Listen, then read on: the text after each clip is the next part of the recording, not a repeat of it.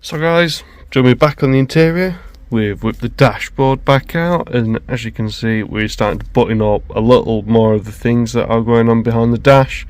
So we have our vents in now for the heater matrix system, so we should get air coming up through the front dash vents and through the front vents, that kind of thing.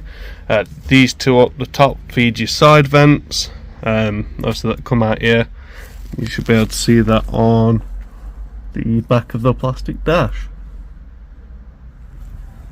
So yeah, you just get stuff in like the airbag, so that's now its bolts in loosely, so we can put the dash back on, and it bolts to the dash from the back side, so you can bolt that up and then make sure that's tight in its final position, because we don't want to screw this up as we're getting that in. But I have connected the plug, so now when we connect the battery we need to be rather careful, obviously there is an explosive charge in there, and if one of these goes off in your face it will hurt.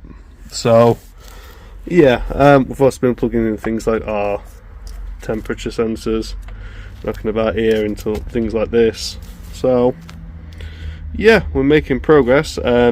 Next thing really is to throw the dash back on. Yeah, crack on from there. So guys, that's our airbag now bolted back in. Apologies for the weird angle, but you can see we've got our plug in there. You can see on both sides we've got our two bolts holding the bracket for the airbag in, and then up along each side we've got two bolts either side holding our airbag to the dash. Because although I believe I can make a better car than Skoda were ever allowed to by putting the 1.8T in and having both, you can rest assured as a passenger in this car, if there ever is a passenger for that matter, that I haven't took it upon myself to think I know safety equipment any better than a global corporation that deals in this kind of stuff on the regular. So yeah, that's our passenger airbag back in. We have retained the factory airbag off. I could get a Fabia plug and put it in the glove box, but we've done something to the glove box which means that would no longer work. Something's in the way. So yeah, I can start throwing our 8 screws back in here to button this up, and then this will come in at a later date. I think I need to get rid of those, to be honest, those tabs. But I can start throwing the 8 bolts that secure, like 8 bolts, 8 screws. So 3 this side, 2 in the middle, 3 that side. Throw those in to actually make sure our dash is actually reinstalled in the car. So guys, we're smashing on with this interior progress. So we've got all 8 screws, bolts, whatever the hell you want to call them. They're all back into the dash. That is now nice and secure. I've got 2 in for our clocks. Our clocks are now in. They're plugged in. They're permanently there. They're staying there. I'm not doing anything to them unless that petrol gauge don't work, and then I'll have to eat my words. But more progress yet again. After turning sideways, apologies, but the fuse box is in. I did buy some lovely cable ties. Can still get to all the fuses, which is alright. We can shift it about if we need to, but we'll do that. Turn you back. Do that. I have more space to open my door. Just can't quite open it there. Yeah, so we'll just crack on with a little bit of progress reassembling this after getting the under dash bit sorted out, so that now this dashboard doesn't have to come out again until I flock it, which will be a whole other thing. Be fun having to take the car back apart to do stuff like that, but it's all part of the fun. We're just getting it running now, so all part of the fun. Want it running right, want it on the road. We can do things like flocking the dash at any point, doesn't have to be now. It would be easier to do it all in one go, but yeah, that's just the way it is. So I might decide I don't want to flock it, but we'll see. So I think next order of business when we get the vents in, so it looks a bit more normal, I might throw the glove box in, might throw the lower dashboard in, but I don't. In fact, I can't really see any reason why I wouldn't throw the lower dashboard in, other than headlight wiring, which that is quite short. So I think I'm going to leave the lower dash out for now. Should probably leave the glove box out for now as well, because I'll be wanting to get to that door wire in there. Might see how cheap these looms are for an Ibiza off the internet, because it might well just be a case of finding out what wires of these go to what pin. I mean, there's only a couple really there that go to central locking motor, and we only want the front two to be electronically controlled. So it might well be a case that I'd bring a hole saw, I might pop a hole in this, have a look what colour wires go to which part of the plug. I don't think we can see it through there, but might also be a case of this window motor can be a bit temperamental. So what I am thinking is, do I just go to a manual front window regulator? Would that solve a lot of my issues? Could I then build a completely flat door card? I mean, the answer to all of those is yes. So and then have the speaker obviously protrude from that door card. Full race car with speakers and a bit of an interior. So yeah, just throwing a few ideas around there, but we are making solid progress. So let's get these vents in, get the steering wheel back on.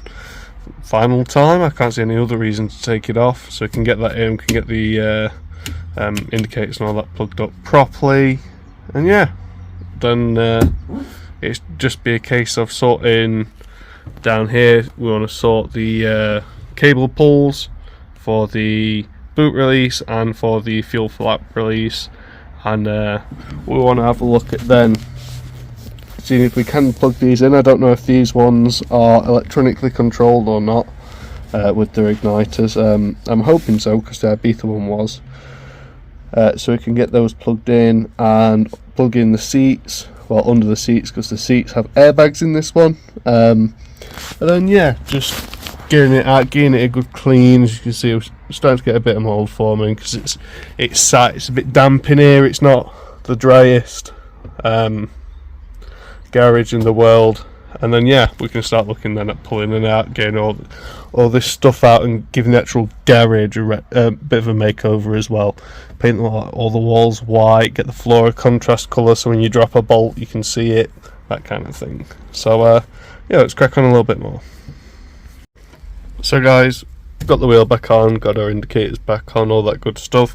We've not put the vents back in, because whilst we do have a set of original vents, that's not the plan for this car. The plan for this car is a while ago I forged carbon skinned a set of vents. I think they're going to look lovely in here, so I did all three. So we're going to wait and we're going to get them installed in here. Just a bit different, innit? Still need the 5-speed for that, but yeah, this is all back in. You can see all that's good to go there. We're all good to go. The one under there that feeds the windscreen, that's all good to go. We've got the passenger footwell one in. We don't yet have the driver's footwell one in, but that's all stuff that just clips in at a later date when I find it, when we get rid of the mountain of rubbish that's living behind the car and somewhat in it. So yeah, that's cracking. So we've just let intrusive thoughts win. So one of the things I wanted to put into this car was a screen, and like an Android touchscreen thing with CarPlay and whatnot. And yeah, I've just plonked it there because I was thinking, do I have it up here? But I'm sat in my usual seating position. It's a bit of a reach. I mean, this seat does have the gangster lean on it. We do need to rectify that. The previous owner must have been a bad man.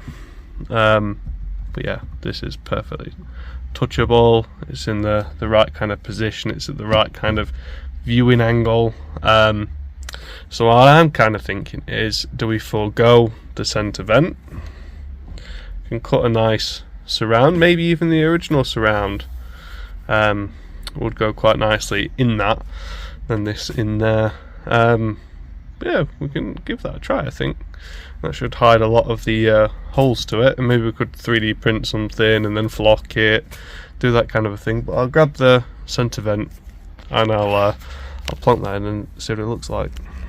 Now obviously I could make a nicer version, one that perhaps doesn't show bits like that, but as you can see, the idea and just the first overall look at it, it's kind of like the right. I don't know whether this wants to be more, whether it wants to sit more like that, more upright maybe, more like that in there. Yeah, a bit like that. So yeah, obviously we can work on what needs to be trimmed and what doesn't, do a cleaner job, but that's just me with a tenon saw hacking away at an old vent cover. I've still got another one in that bag there, so we might put carbon vents in the sides, and then yeah, might enjoy the screen here.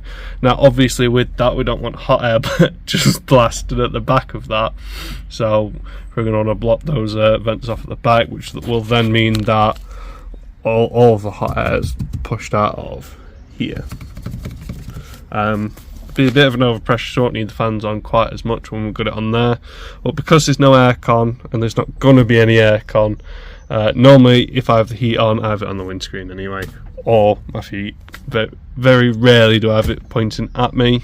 I normally just wait for the car to warm up, but that is I mean, not even attached in there, it looks quite good. So yeah, so that's an Android screen. We will have to look at mounting that up in there. I mean, it's sat on its feet there, probably just glue it in as it sits and not have to worry about it. The connections you can see on the back, so we've got a right angle and an aux port there. Obviously doing it this way, we've got access to that. We've still got access to the on-off button. But yeah, I like that. I'm sat in my driving position, kind of bird's eye from there, and doesn't really get in the way. I think that looks quite smart. Bit Audi A1-ish, but also a bit different, because we have this here, so that's going to connect to my phone, use Android Auto. That's going to be bellissimo. We have a custom switch panel here with our 3 gauges, no switches. Might bring that along next time, although it's not finished wiring wise. I suppose we could just throw it in and then take it back out when we want to do any wiring and hook up any switches. We'll get the backlighting sorted for it though first, so we can just throw that in there.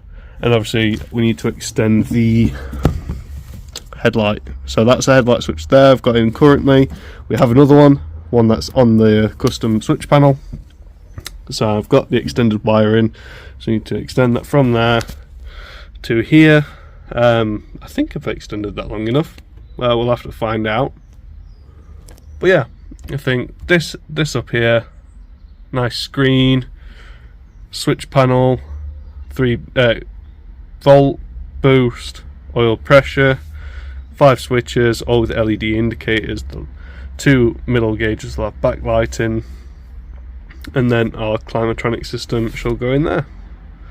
I think that'd be quite nice. Then obviously in our glove box we'll have our radio, should be on that bit there, and that'll be an official setup radio, so it works with our buttons here. Now the reason I wanted to move the aux port closer up, find it, is because this has an aux feed, this has an aux out feed, so we can run that to that and then have the sound from this, which is coming from my phone, going through that with Android Auto into the car.